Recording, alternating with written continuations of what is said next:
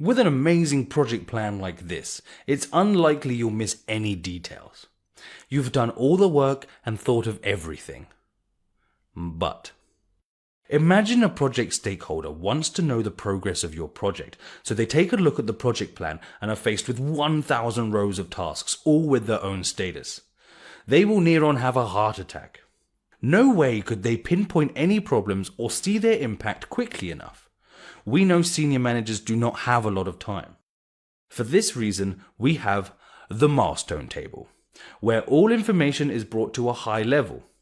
With this, we can see key actions, deliverables, and project milestones. The main stages of the project are written out as a reference point to check that the project is moving along as planned. A reason why having the critical path chart alongside is also a practical idea. So how about we show you what a milestone table could look like?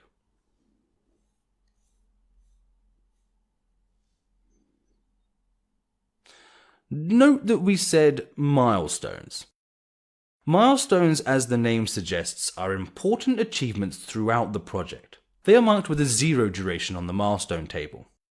You can see here main construction completed, personnel preparation completed, grand opening.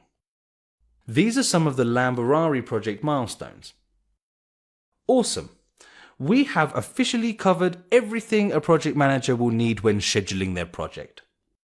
So, to recap, a project manager starts by creating a work breakdown structure, separating the project into work streams, deliverables, and work packages, and then assigns owners to said packages.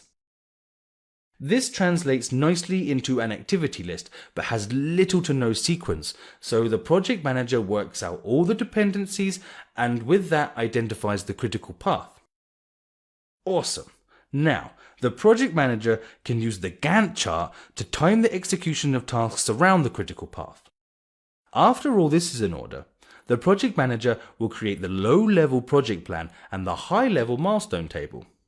So this leaves the project manager with a project plan that tells them exactly what's going on, and the Gantt chart and milestone table are so anyone can follow the progress of the project. Excellent!